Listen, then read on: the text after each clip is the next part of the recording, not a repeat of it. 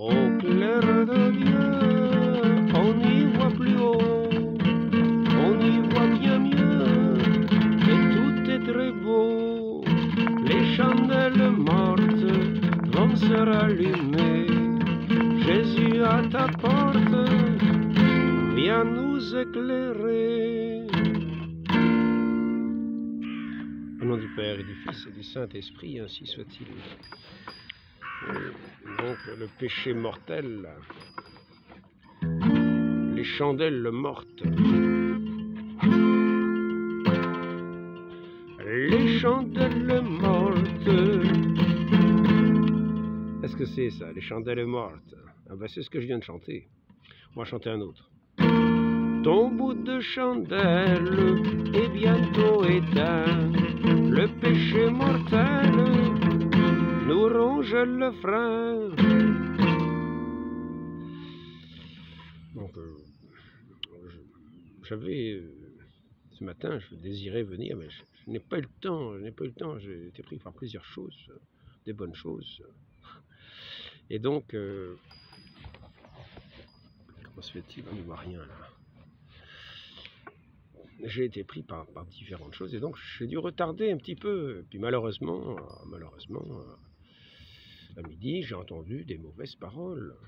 J'ai entendu des mauvaises paroles. Une actrice, Sophie Marceau, qui a commencé, elle a dû commencer 13-14 ans, aux environs, dans un film qui s'appelait La Boum. Boum. Et voilà, donc une école, bien sûr, on commence dans des éclats, dans des façons d'en mettre un petit peu plein la vue, hein, pour attirer les regards aux lumières artificielles, et avoir toute une vie d'artifice, toute une vie de relations itinérantes, et cependant être vu comme des icônes de la société, comme des modèles de la société, cette modèle d'une société qui rêve de tous ces éclats, de toutes ces parades, de toutes ces parures, de tous ces petits jeux amusants, avec cet argent qui est derrière et qui permet à ces gens-là de vivre une vie de palace, et de faire ensuite les grands parangons de cette société qui est sous le charme, sous la séduction de ces gens qui, après cela, utilisent leur renommée mortifère, leur mauvais exemple, dans lesquels ils ont entraîné des générations de gens qui vont les voir au cinéma pour perdre leur temps et leur âme dans toutes ces séductions qui sidèrent ces sociétés qui sont là devant et qui font passer aux oubliettes la vraie lumière. Ce sont les feux d'artifice. On parle souvent des feux d'artifice. Je vous parle quelquefois des feux d'artifice pour fêter la Révolution. Cette Révolution qui est un mensonge permanent. On nous a fait croire qu'un tyran était sur le trône et que certains étaient venus apporter la lumière, enfin, apporter la lumière de la raison à l'humanité qui était dans un obscurantisme.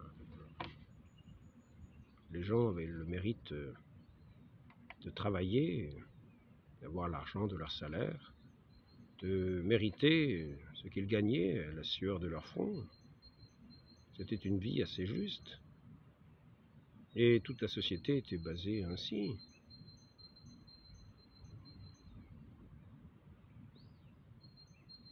Chacun devait tenir son rang d'une certaine manière. Il y avait un rang à tenir. Il y avait aussi, comment pourrons-nous dire, il y avait aussi une communion qui tenait toute la société unie. On n'était pas dans des sociétés de partisans. On n'était pas dans des sociétés de partis où toutes ces sociétés sont amenées, après cette révolution, à se diviser selon les idéologies et à s'armer de haine les uns contre les autres. Non. Ce qui faisait qui faisait la société, c'était l'union des cœurs et des âmes, dans cette foi commune, dans cette lumière véritable de notre Seigneur Jésus-Christ, de notre Dieu qui s'est révélé. Non pas dans les éclats, non pas dans des booms, non pas dans des apparats extraordinaires. Notre Seigneur, est-il dit, n'avait rien pour séduire. Le plus beau des enfants des hommes, est-il dit, n'était pas habillé comme ça dans tous ces apparats qui vont pour éblouir les esprits. Non, non, il était là, pauvre, et il vivait, lui qui était la vérité, il vivait dans la vérité des rapports, dans la vérité des personnes, le respect des personnes, le respect surtout de ce Dieu qui est son Père, et qui nous fait, lui qui nous fait enfants de Dieu, nous qui le suivons, nous donne d'être aussi enfants de Dieu, dans le respect, dans l'adoration, dans l'honneur de notre Père céleste, qui vient répandre cette lumière dans nos cœurs, non pas des lumières d'apparat, des lumières véritables qui vient rayonner dans nos cœurs, pour faire de nos cœurs des cœurs rayonnants de cet amour, de cette charité, faire consumer nos vies au feu de cette charité véritable, qui n'est pas dans les esbroufs, qui n'est pas dans les unions passagères, dans les passions soudaines, en répondant à toutes les passions, en allant à toutes les booms, à toutes les attractions qui peuvent distraire comme cela. Non. Non, c'était cette vraie joie intérieure, cette vraie paix intérieure, ce vrai bonheur intérieur, qui est solide, qui a la solidité de la vie même, qui n'est pas un artifice ni un feu d'artifice, mais une révolution où on coupe avec la vie.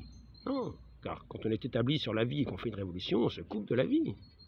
C'est ça la révolution, c'est un autre monde qui est fondé sur rien du tout. Et nous envoyons aujourd'hui cet autre monde qui s'est fondé sur rien du tout dans un effondrement permanent, total. Mais nous voyons ces gens qui ont séduit les peuples. Ils se répandaient par tous ces médias. Ils avaient... c'était la séduction des médias. Tous les médias étaient là à capter leur sourire, à capter leur regard, pour communiquer cette séduction à tous les peuples. Faire entrer dans ce nouvel esprit d'artifice, dans ces falsifications de la vie, dans ces tromperies de la vie. Et donc, cette Sophie Marceau se fait maintenant, elle qui était ce modèle de l'artifice, de ces vies décousues, de ces vies de luxe, de luxure. Je fais modèle de morale devant ces sociétés qui sont toutes oui. Ah, et puis alors là, elle accuse quelqu'un que je ne mets pourtant pas en exemple.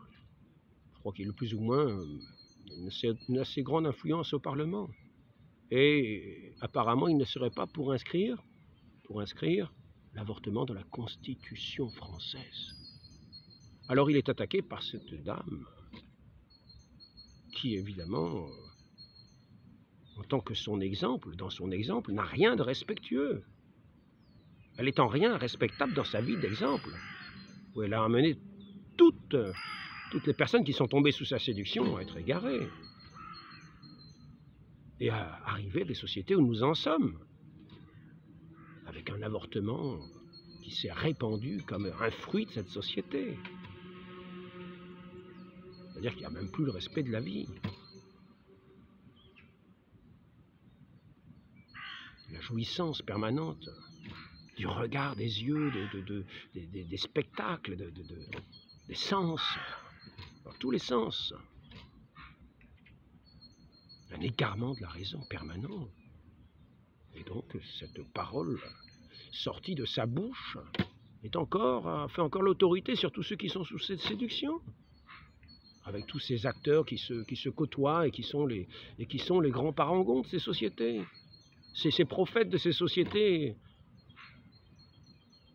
qui sont basés sur du vent, qui sont basés sur rien du tout, qui sont rien du tout, un néant.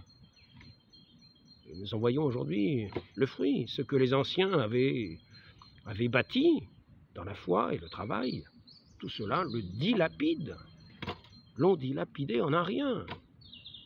Et en sont à mépriser la vie, aussi bien à dire que c'est un crime et que c'est criminel que de ne pas vouloir inscrire.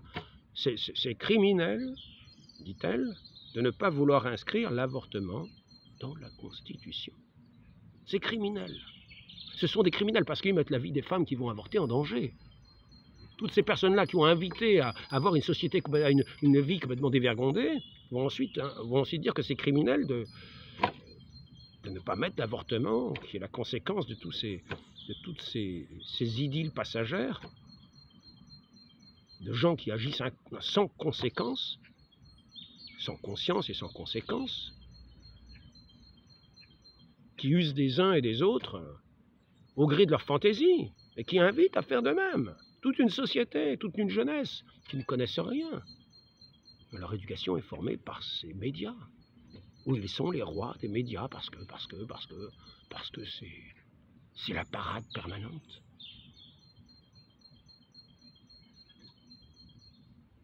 La société du faux discours, du mensonge, de la parade, de l'égarement.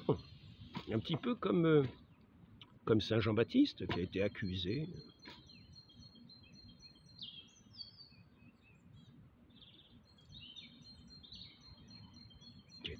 de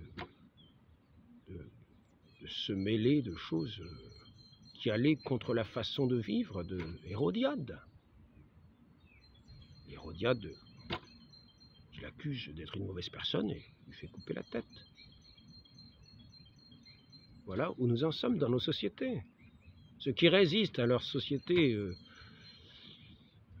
d'artifice sont accusés d'être des mauvaises personnes. Ceux qui veulent vivre dans la vérité, ceux qui vivent dans la vérité, je ne dis pas que ce monsieur-là vit dans la vérité, car il n'a pas dit qu'il était contre l'avortement. Il n'a pas dit qu'il était pour le respect de la vie. Il dit qu'il n'est pas pour qu'on inscrive l'avortement dans la Constitution française. C'est-à-dire faire du crime organisé une loi inscrite dans une constitution d'un pays. On va payer des docteurs pour cela. On est payé à, disons, je me souviens pour les journées de la femme, le cadeau qui avait été fait par une certaine ministre, je crois bien qu'elle s'appelait Rosine Bachelot, était d'augmenter les actes des docteurs concernant l'avortement, d'augmenter en argent, parce qu'il y avait des réticents. Donc, il fallait, pour enlever un petit peu la réticence, on augmentait un petit peu la somme. C'est comme cela que l'on pensait acheter un petit peu les consciences pour continuer à pouvoir vivre cette société artificielle. Beau cadeau fait aux femmes. Allez-y, continuez votre vie déréglée. Continuez vos vies d'irrespect de la vie, de ce que vous êtes amené, le bon Dieu vous a amené à porter la vie en vous, à tourner toute votre vie à ce service de lui, à travers ce service de vos enfants.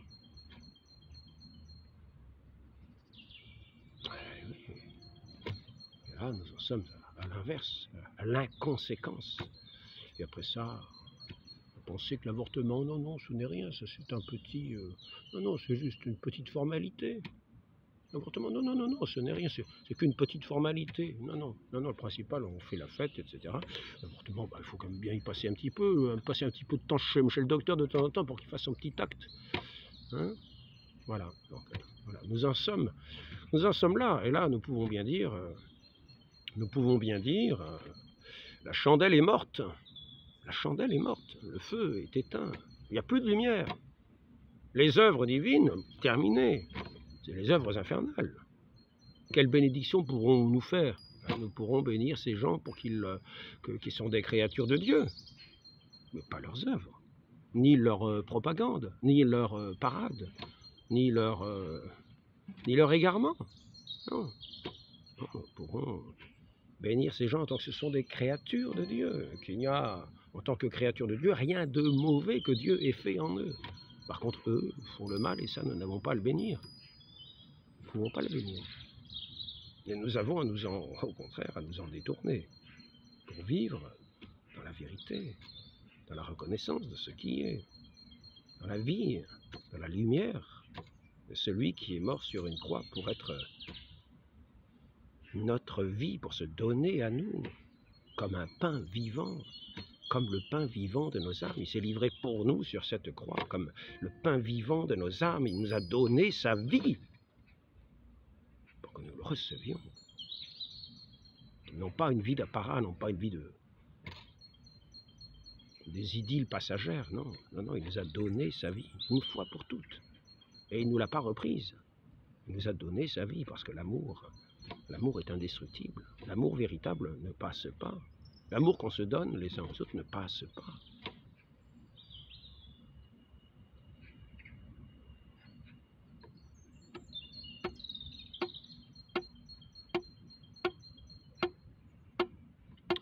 Maintenant,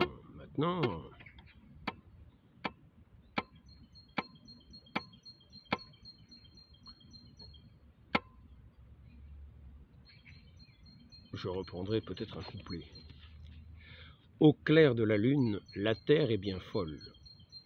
Si tu oublies ton huile pour ta lampe à pétrole, donc n'oublions pas si nous avons une lampe à huile, de mettre l'huile pour la lampe.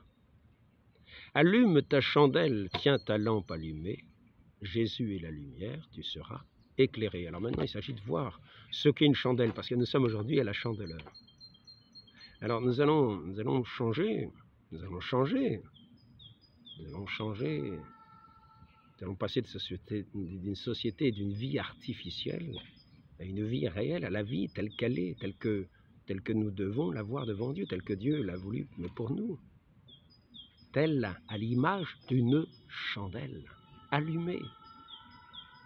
Alors, à la chandelle, nous pouvons voir qu'il y a la mèche, il y a la cire et il y a le feu. Je commencerai par la mèche. La mèche, il va d'un bout à l'autre de la chandelle, de la bougie. Je voulais en amener une, et puis malheureusement je l'ai oublié. Ce qui fait qu'il n'y aura pas la démonstration avec la lumière. J'ai les allumettes, mais c'est tout. J'ai amené les allumettes, mais c'est tout ce que j'ai amené. Donc avant de mettre le feu,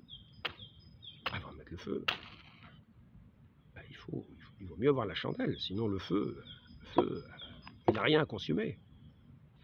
Donc, ce qui nous permet d'avoir éclairé cette chandelle, le feu, c'est la charité, c'est la foi. C'est la foi. La foi qui est un don de Dieu, qui est une foi droite. Quand vous avez la chandelle droite, bon, elle pourrait peut-être être tordue éventuellement, mais parlons d'une foi droite. Une foi droite, c'est-à-dire la foi véritable, la foi en Dieu. C'est pas une foi biaisée, c'est pas une foi pleine d'erreurs. Non, la foi pleine d'erreurs, ça n'existe pas. Ce n'est pas la foi, parce que Dieu se révèle. Nous devons avoir la foi telle qu'il se révèle.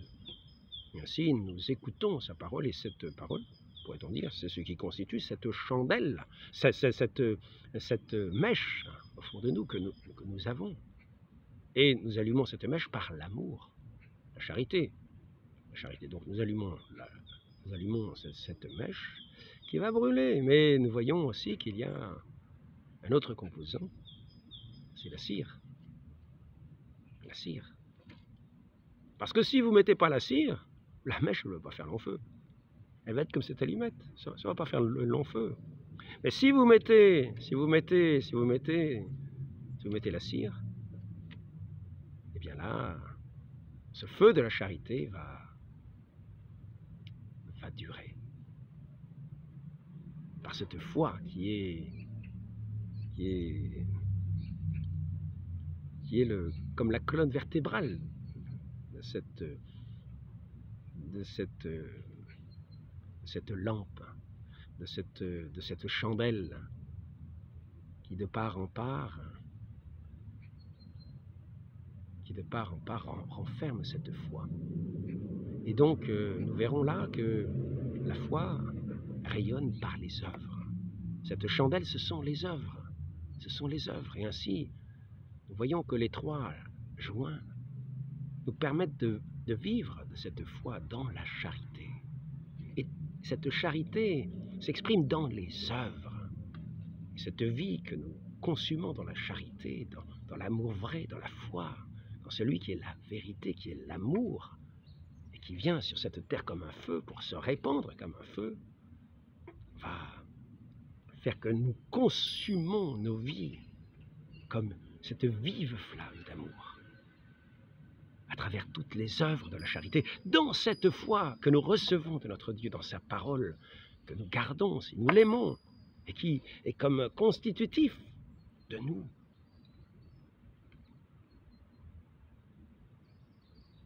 La vie du juste, c'est la foi. Et ainsi nous allons voir que cette foi n'est pas quelque chose d'abstrait, c'est une foi qui est tout orientée, qui est à l'écoute de notre Dieu, vers notre Dieu. Mais ce feu de la charité va se répandre tout autour de nous, pour éclairer autour de nous, c'est-à-dire pour répandre cette foi, mais par les œuvres qui ne manqueront pas d'être faites.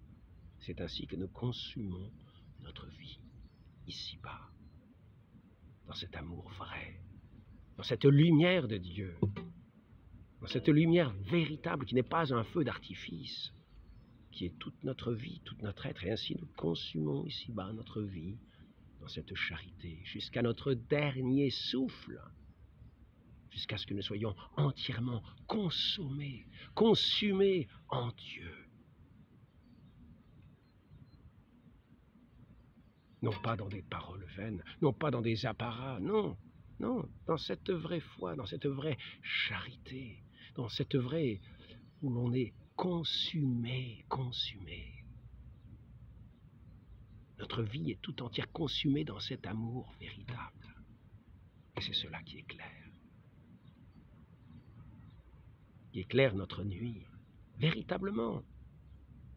C'est cela qui réjouit nos regards. C'est cela qui réchauffe aussi nos vies, nos cœurs, nos âmes, tout notre être. Dans cette union véritable, nous sommes à l'image de Dieu qui est lumière, et nous sommes aussi lumière. Parce que nous recevons cette lumière de Dieu, ce feu de Dieu, qui vient nous consumer, lui qui nous a fait à son image. Donc nous sommes ici-bas, comme tenant ces cierges, tenant ces chandelles, qui consumons, comme dans une procession, notre vie, une procession. Nous sommes en pèlerinage ici-bas, et nous consumons nos vies dans ce pèlerinage vers le ciel.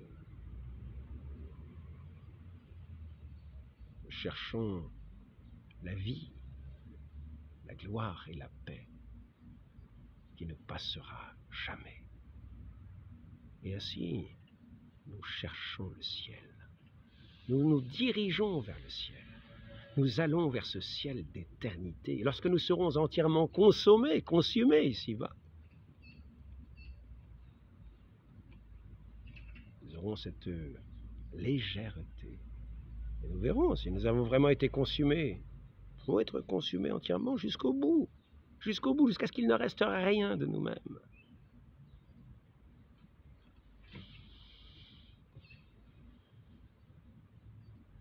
À ce moment-là, nous serons tout en Dieu. Ce que nous ne verrons plus ici-bas sera gagné pour ce royaume des cieux. Tout ce que nous aurons consumé ainsi dans cette foi, dans cette charité, sera gagné éternellement dans ce royaume céleste, éternel, de cette lumière éternelle. Nous aurons renoncé à nous-mêmes, nous aurons été entièrement consommés, consumés. Comme notre Dieu s'est consumé pour nous, dans toute sa vie, dans son obéissance, jusqu'à la croix, dans cette charité qu'il a consumée, et qui fait que celui qui était la lumière du monde l'est demeuré jusqu'au dernier souffle où il a remis son âme au Père, parce que nous-mêmes, nous arriverons à la fin de cette vie. Nous avons été dans cette grâce permanente, d'être tout entier consumés, consommés, nous serons tout remis entre les mains du Père, par ce Seigneur, notre Seigneur Jésus-Christ, qui est notre modèle, notre parole, notre Verbe, qui aura trouvé aussi son incarnation en nous, qui l'avons accueilli, ce Verbe. Il est le Fils unique, mais il donne à notre Dieu une multitude de fils. Et ainsi cette lumière se communique de chandelle en chandelle pour aller dans cette procession, dans cette Église sainte de Dieu, dans ce feu de lumière, dans ce grand brasier de charité qui fait que tous n'ont qu'un cœur et qu'une âme, non pas des partis divisés par des haines secrètes, par des idéologies, non, mais par la vérité de l'amour qui unit les cœurs, la vérité de la foi de notre Dieu, qui unit les cœurs et les âmes. Cette Église sainte, qui est telle cette procession qui marche vers le ciel.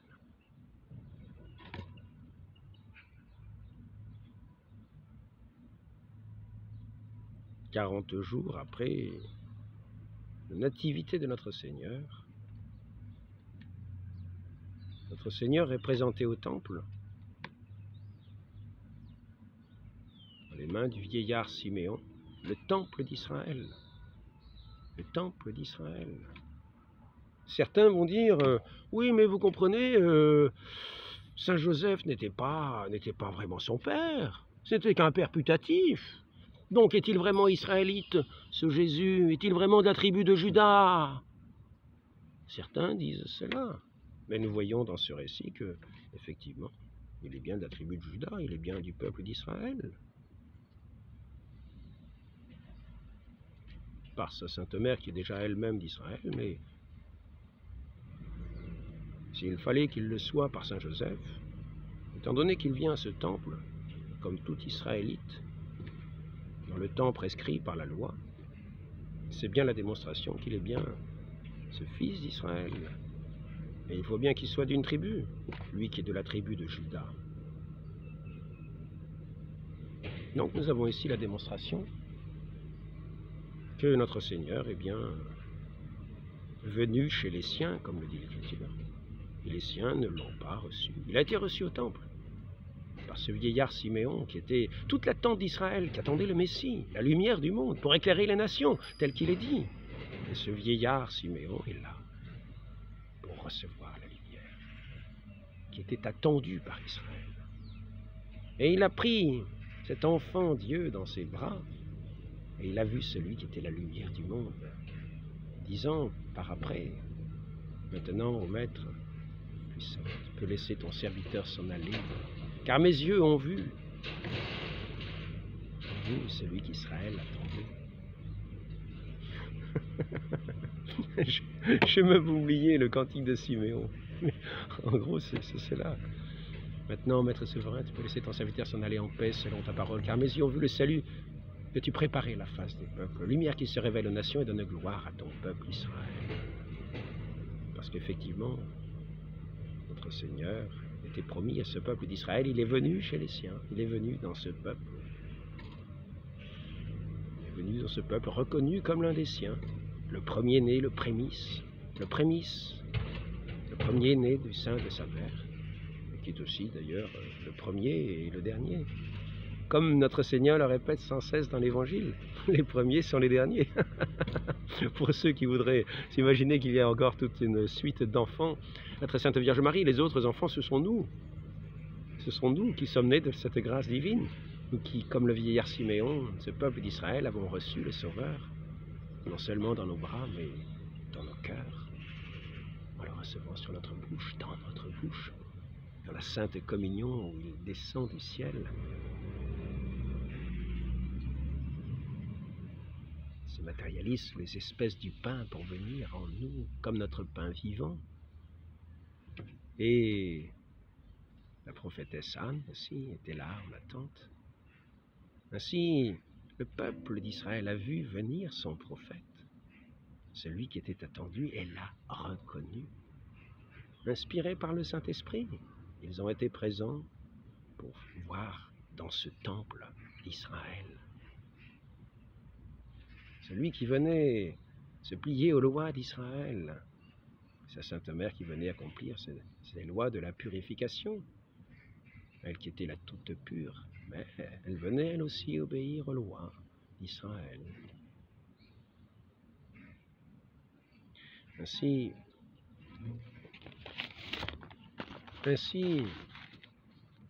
nous voyons les Écritures qui s'accomplissent dans notre Seigneur, dans celui qui est la lumière du monde, pour se révéler aux nations, cet enfant d'Israël, pour révéler aux nations la lumière du Dieu véritable qui s'est incarné, qui a consumé toute sa vie jusque sur l'autel de la croix, pour être notre lumière, pour être notre pain vivant, pour être celui que toute l'humanité attend depuis cette déchéance du monde, mais que Israël annonçait et attendait de par ses prophètes.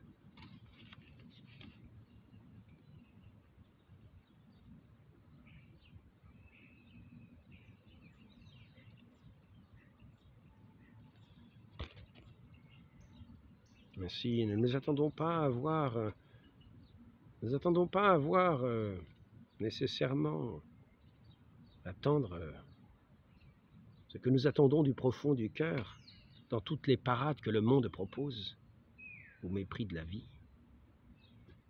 Et dans cette foi véritable, dans cette discrétion de cet enfant Dieu qui vient dans ce temple en toute discrétion.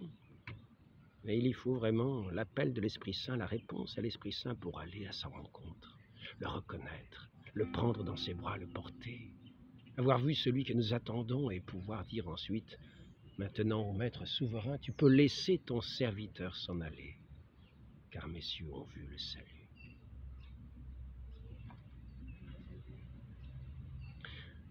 Je voudrais inviter chacun, nous inviter tous à accueillir notre Sauveur, celui qui est la lumière, et à consommer notre vie. Laissez consommer notre vie par notre Dieu. Laissez consumer notre vie à cette lumière du Christ. Jusqu'à notre dernier souffle, cette lumière bienheureuse qui vient éclairer, réchauffer nos regards, réchauffer nos cœurs et nos vies. Cette lumière joyeuse et bienheureuse.